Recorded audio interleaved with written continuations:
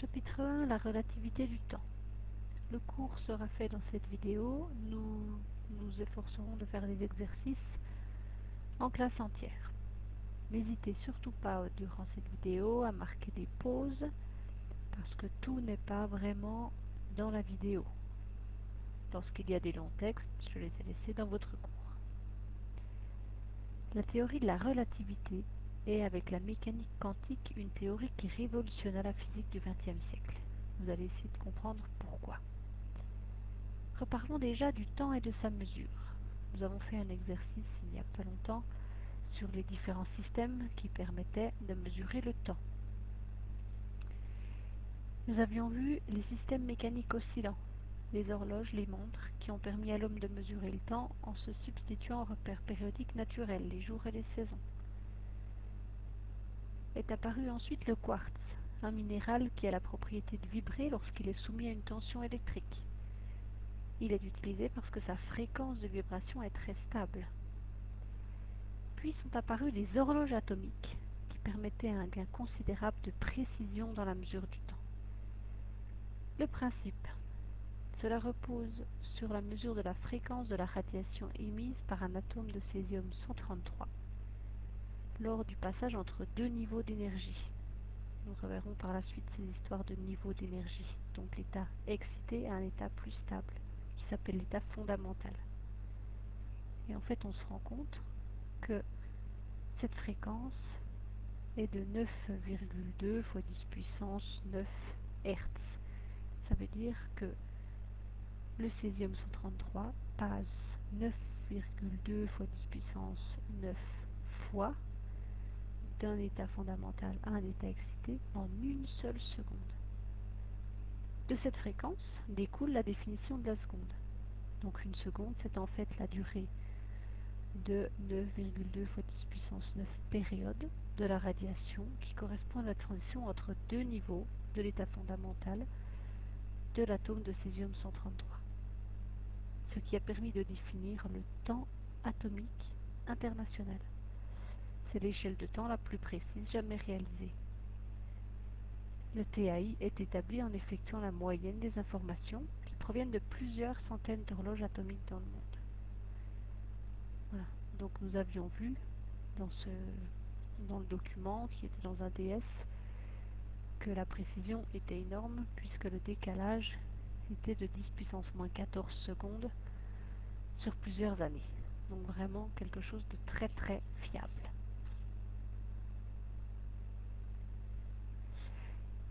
Les postulats d'Einstein.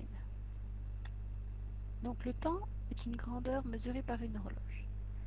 Nous allons voir qu'Einstein a révolutionné la physique classique, c'est-à-dire celle de Galilée ou de Newton, qui disait que le temps est absolu. Qu'est-ce que ça veut dire, le temps est absolu? Ça veut dire qu'il s'écoule indépendamment des conditions extérieures, et vraiment il s'écoule de la même façon pour tout observateur, qu'il soit en mouvement ou non. Einstein n'était pas d'accord avec ça. Selon la théorie de la relativité restreinte d'Einstein, l'écoulement du temps dépend du référentiel. La durée qui sépare deux événements va donc dépendre du référentiel d'observation. Essayons d'expliquer tout ça. Nous allons voir justement l'insuffisance de la mécanique de Newton. Dans la mécanique newtonienne, qu'on appelle la mécanique classique, les vitesses s'additionnent lorsqu'il y a un changement de référentiel. Ce sont les transformations de Galilée qui s'appliquent et qui vont conduire à une loi d'additivité des vitesses classiques. Prenons l'exemple d'un homme, A, qui se déplace dans un bus, B, qui lui est en mouvement. Apparaît la composition des vitesses, c'est-à-dire que la vitesse du personnage A par rapport à cette lampe. Comment est-ce qu'on la trouve? Eh bien, on fait la vitesse du personnage A par rapport au bus et la vitesse du bus par rapport à la lampe.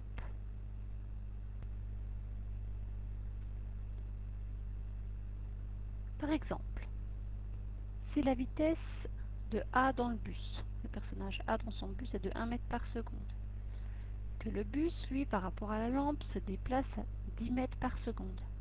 Alors, la vitesse du personnage A par rapport à la lampe est de 10 10 plus 1 égale 11 mètres par seconde. En réalité, cette loi d'additivité, qui semble pourtant logique, n'est pas universelle. Ça veut dire qu'elle ne peut pas s'appliquer pour tout. En effet, on imagine que l'on a un superbus qui avance à 250 000 km par seconde. À l'intérieur de ce superbus avance un super-homme qui lui avance à 100 000 km par seconde vers l'avant du bus. La vitesse de A par rapport à la lampe, donc par rapport au référentiel terrestre, serait, si on suit la mécanique classique, de 250 000 plus 100 000, 350 000 km par seconde. Ce résultat est totalement impossible, puisqu'il dépasse la vitesse de la lumière, qui est de 300 000 km par seconde, je vous le rappelle. C'est l'expérience de Michelson et Morley qui a permis indirectement de montrer que la vitesse de propagation de la lumière était invariante, quelle que soit la direction. Les deux scientifiques voulaient en fait montrer le contraire. Ils voulaient prouver, vous le relirez dans l'activité documentaire que vous avez sur Scholinfo, et l'éther s'évapora. Donc ils parlaient de cet éther, un support matériel qui était supposé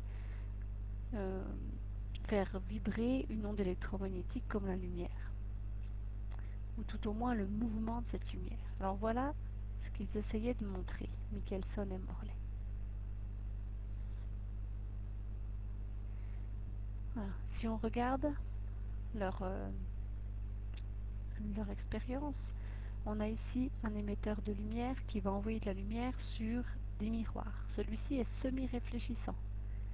Celui-ci est totalement réfléchissant, de même que celui-là. Et on réceptionne la lumière à cet endroit-là. Les petites flèches que vous avez là représentent le fameux éther dont on parlait à ce moment-là. Donc on a l'éther qui va se déplacer. Nous le voyons se déplacer. Et puis nous allons émettre de la lumière qui arrive sur le miroir semi-réfléchissant, qui se sépare. Voilà. Si vous regardez le nombre qui est là, la lumière a voyagé pendant 78, 79, l'unité French s'en moque, d'accord. On a repéré ces chiffres-là. Si je fais tourner cette fois-ci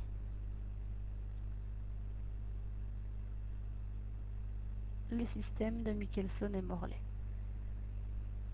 la lumière ne se trouve pas dans la même direction que l'éther comme tout à l'heure. Eux avaient supposé qu'elle devait aller plus lentement si elle allait contre l'éther. Regardons ce qu'il en est.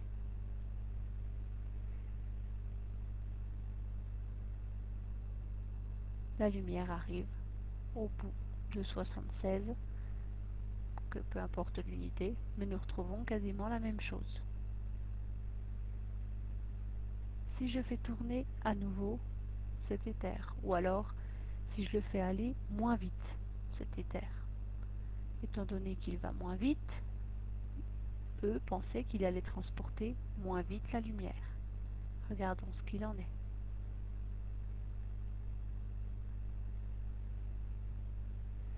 Nous avons à nouveau le même temps de voyage de la lumière, alors que eux pensaient que ça n'allait pas voyager à la même vitesse.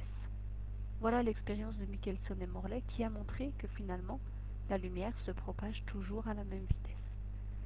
Ils découvriront ensuite que ce fameux éther euh, qu'ils pensaient exister n'existe en fait pas du tout. Voilà un petit peu l'expérience. Donc, nous sommes basés là-dessus, c'est que nous sommes partis de l'existence d'une invariance de la lumière, c'est-à-dire que la lumière va se propager toujours à la même vitesse, quel que soit le milieu. Transformation de Lorentz. En fait, la véritable loi d'additivité des vitesses, dans le cas où les vecteurs vitesse sont en même direction, est en fait décrite par l'une des transformations qu'on appelle les transformations de Lorentz. Elle sera toujours donnée. Ne prenez surtout pas ce genre de formule, ce sera donné. C'est bien compliqué. Voilà. Mais simplement, si on regarde l'exemple numéro 1 avec l'homme qui marche vers l'avant du bus, on appliquant la transformation de Lorentz, nous trouvons que cet homme se déplace à 10,9 mètres par seconde. Si on prend l'exemple du super-homme qui marche vers l'avant dans le superbus, on trouve pour sa vitesse à lui 2,7 fois 10 puissance 8 mètres par seconde. Cette fois-ci, ça paraît correct puisque cette célérité est inférieure à la célérité de la lumière qui est de 3,00 fois 10 puissance 8 mètres par seconde. Pourquoi n'aviez-vous peut-être jamais entendu parler de cette histoire de relativité du temps? Parce que pour de faibles vitesses, c'est-à-dire celles que l'on rencontre dans la vie courante, on retrouve un résultat qui nous paraît logique. 10 plus 1 mètre par seconde, 11 mètres par seconde, c'est cohérent avec ce qu'a dit Lorentz. La différence ne nous est pas perceptible, mais pour des vitesses beaucoup plus grandes, la différence est manifeste. D'accord?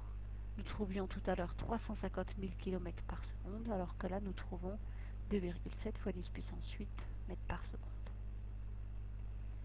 Les lois de la mécanique de Newton ne sont en fait qu'une simplification des véritables lois de la physique. Elles ne sont pas applicables dans toutes les situations. Elles ne seront applicables que si les vitesses sont négligeables devant la vitesse de la lumière, que l'on note petit c. Voilà pourquoi vous n'aviez peut-être jamais vraiment entendu parler de relativité du temps. Les postulats de la relativité restreinte. Albert Einstein, physicien, théoricien allemand, puis américain, a publié sa théorie de la relativité restreinte en 1905. Voilà, c'est peut-être important de retenir cette date parce que c'est quand même important de resituer Einstein et on verra pourquoi c'est important juste après. Qu'est-ce que c'est qu'un postulat? Un postulat, c'est en fait une affirmation qui n'est pas démontrée, mais qui sert de base à une théorie. Et on verra juste après que les postulats d'Einstein, qui n'avaient pas pu être vérifiés par Einstein, ont pu l'être après. Premier postulat, les lois de la physique s'expriment de la même façon dans tous les référentiels galiléens. Donc, ils s'expriment exactement de la même façon, donc ce seraient des choses qui seraient universelles. On ne peut pas dire que si, quand on est dans un certain cas, on applique une loi, dans un autre cas, on appliquerait une autre loi. Non. Les lois de la physique doivent s'exprimer toutes de la même façon. Deuxième postulat d'Einstein, la vitesse de propagation de la lumière dans le vide, que nous noterons petit c pour célérité, est indépendante du mouvement de la source lumineuse. Elle est invariante, quel que soit le référentiel galiléen dans lequel on est. Exemple, avec ce petit schéma, pour les deux navettes A et B, la vitesse des photons qui provient de l'étoile est exactement la même que la navette soit en train de se rapprocher ou que la navette soit en train de s'éloigner. Conclusion, il existe donc une vitesse limite égale à la célérité c de la lumière dans le vide, qui ne peut être dépassée par aucun signal ni particule. Cette vitesse ne peut être atteinte que par des particules de masse nulle, les photons, les neutrinos, etc. Nous retiendrons simplement avec trois chiffres significatifs, petit c égale 3,00 fois 10 puissance 8 mètres par seconde. La relativité restreinte. Expliquons ça plus en détail. Einstein voulait montrer le caractère relatif du temps. Ça veut dire que le temps va dépendre de l'endroit où on se trouve. Prenons la formule bien connue qui donne la vitesse v en fonction de la distance d et de la durée delta t du trajet. V égale d sur delta t. On voit aisément dans cette formule que si la célérité v ne change pas, pour la lumière par exemple, alors si l'on parcourt une grande distance, il va falloir augmenter le temps de parcours. Essayons d'expliquer tout ça. Selon la mécanique de Newton, le temps est une grandeur absolue. Si l'on regarde le petit montage que je vais vous présenter juste après, Newton aurait dit que le temps s'écoule dans cette espèce de petite navette, donc pour le personnage A, de la même façon que pour l'observateur B qui est sur Terre. Il va donc s'écouler à la même vitesse que le temps. Le temps qui s'écoule pour le pilote dans la navette serait le même que le temps qui s'écoule pour le personnage B.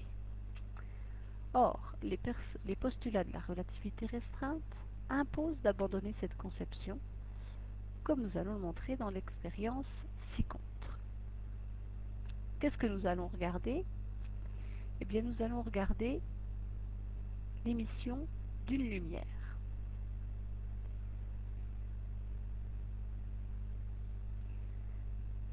Je vous montre simplement ce qui se passe, on verra ensuite. Vous avez une lumière qui est émise ici, qui se déplace et qui revient au même endroit.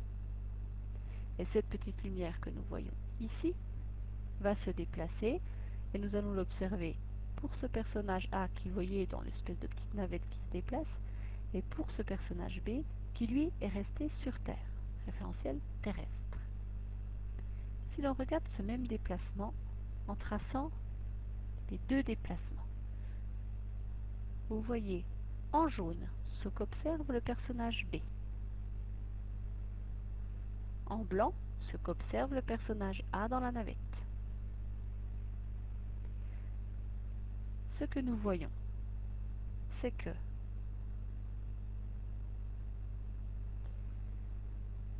pour le personnage B, l'émission de la lumière a lieu ici. Pour le personnage A, l'émission de la lumière avait lieu à cet endroit.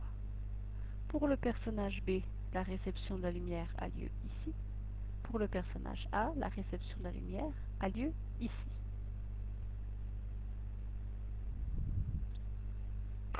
Pour le personnage A, l'émission a lieu à cet endroit-là. La réception a lieu à ce même endroit. Alors que pour le personnage B, l'émission a eu lieu à cet endroit-là et la réception a eu lieu à cet endroit-là. On voit donc qu'il ne se passe pas exactement la même chose pour les deux personnages. Pour le personnage dans la navette, l'émission et la réception ont lieu au même endroit, alors que pour le personnage qui est resté sur Terre, donc dans le référentiel terrestre, l'émission et la réception ont lieu à deux endroits différents. Voyons voir ce que ça change. Nous allons mesurer la durée, que nous appellerons t, entre les deux événements. Envoi de l'impulsion, le E, et réception de l'impulsion.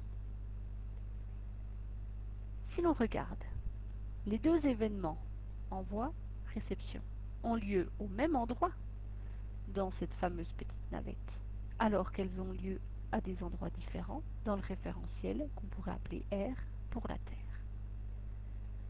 Un peu de vocabulaire, déjà.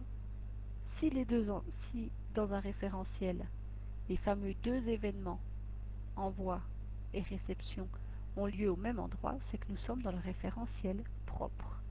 La navette est donc le référentiel propre.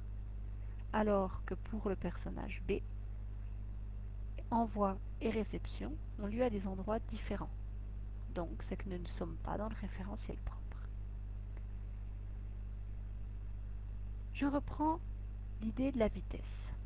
Pour le personnage A, la vitesse de la lumière va donc se calculer en faisant TA sur dA.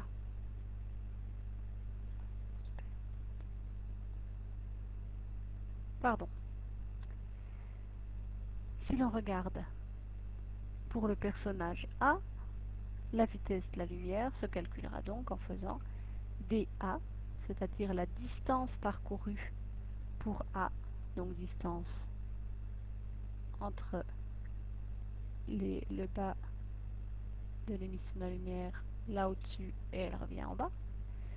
Alors que pour le personnage B, la vitesse se calculera en faisant la distance parcourue par la lumière pour ce personnage B, donc la distance qui va de là jusqu'ici, divisé par le temps mis pour que cette lumière parcourt cette distance. Donc dA est égal à TA fois V, dB est égal à TB fois V. Si l'on regarde ne serait-ce que le schéma, on voit clairement que la distance B, parcourue pour le personnage B, est plus grande que la distance parcourue par la lumière lorsqu'elle est regardée par le personnage A. Donc puisque V est constante, si dB est plus grand que dA, qu'est-ce que ça signifie si V est constante? Eh bien ça signifie tout simplement que TB est supérieur à TA. Voilà le postulat d'Einstein, c'est que le temps va s'écouler plus lentement pour celui qui se trouve dans la navette. Puisque TB, c'est-à-dire le temps observé par le personnage B, est supérieur au temps observé par le personnage A. Autre exemple, que nous verrons tout à l'heure avec le bateau, mais déjà un petit peu de vocabulaire. La mesure du temps va donc dépendre du référentiel de mesure.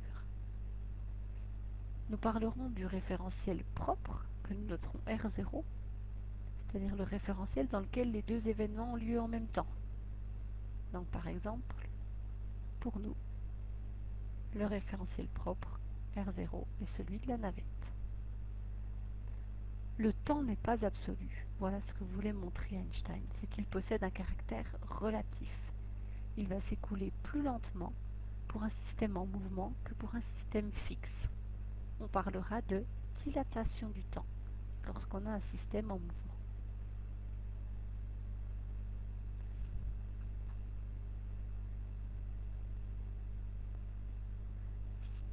Il y a eu des preuves expérimentales grâce à l'arrivée des horloges atomiques, qui hélas sont arrivées un petit peu trop tard pour Einstein. Elles sont arrivées 50 ans plus tard. Et ça a donc permis de mettre en évidence les fameux écarts temporels très faibles et qui ont donc permis d'apporter des preuves irréfutables à la théorie d'Einstein. Dans les années 50, une horloge atomique a été placée dans un avion pendant un vol de plusieurs heures, alors qu'une horloge du même type est restée au sol. Donc on reconnaît ici l'horloge placée dans l'avion, donc dans le référentiel propre, et l'horloge qui était du même type qui est restée au sol, qui remplacerait entre guillemets le personnage B de la diapo d'avant. On a pu observer que l'horloge de l'avion retardait de quelques nanosecondes par rapport à celle restée au sol. Évidemment, le retard est très très faible, voici pourquoi Einstein n'a jamais pu le montrer, mais il avait quand même deviné tout ça. En physique des particules, les vitesses atteintes sont très proches de celles de la lumière. Nous en parlerons dans un exercice par rapport aux muons. Donc les muons par exemple ont une vitesse très proche de celle de la lumière. Donc la dilatation de l'échelle temporelle pour l'observateur fixe va donc être très nette. Donc en fait la relativité restreinte fait vraiment partie du quotidien des chercheurs. Donc nous verrons ensemble l'expérience de Rossi et Hall qui compare le nombre de muons détectés en altitude au nombre de muons détectés au niveau de la mer. Ça nous le verrons ensemble, ainsi que le sujet bac, la théorie de la relativité. Dans le fonctionnement des systèmes de localisation, GPS par exemple, la mesure du temps par des satellites en mouvement par rapport au sol doit vraiment tenir compte de la relativité restreinte. La mesure du temps dans un système de localisation GPS est d'une précision telle, c'est-à-dire 1 mètre de précision exige une précision de 4 nanosecondes. Il faut vraiment que la relativité du temps soit prise en compte pour synchroniser les horloges sur Terre et celles dans l'espace à bord des satellites en orbite. Pour cela, vous pouvez lire l'activité qui est donnée également sur Scolinfo, être à l'heure pour se situer. Voilà, c'est sur les GPS pour que vous compreniez comment ça marche.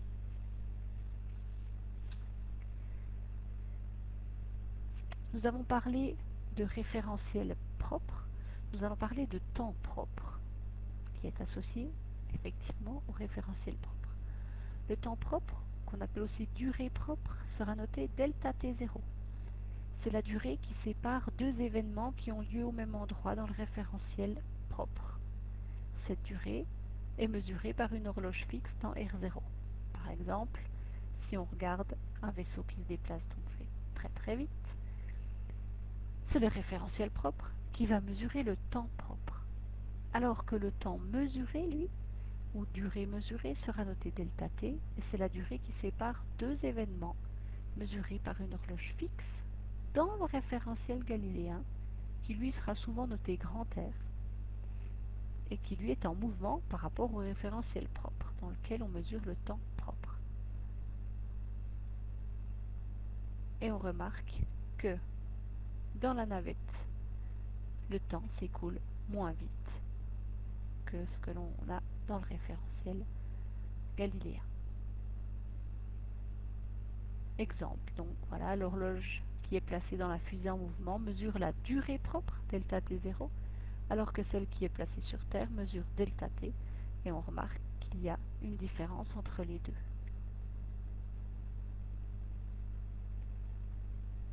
Regardons ce qui peut se passer sur un bateau. Imaginons un bateau qui se déplace très rapidement. Donc, le référentiel propre sera le bateau. On observe le déplacement d'une lumière qui vient du mât jusque vers le bateau.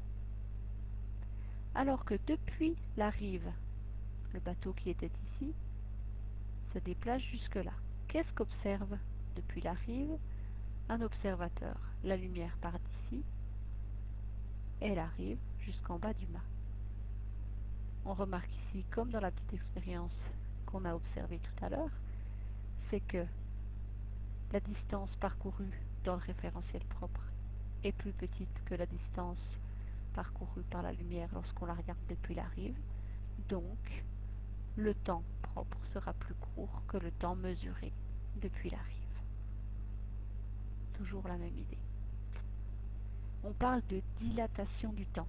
Ces deux temps, delta t0, donc le temps propre et le temps mesuré, delta t, sont reliés par le facteur de Lorentz, qu'on appellera gamma, dans lequel apparaît v, la vitesse de l'objet en mouvement, c, la célérité de la lumière.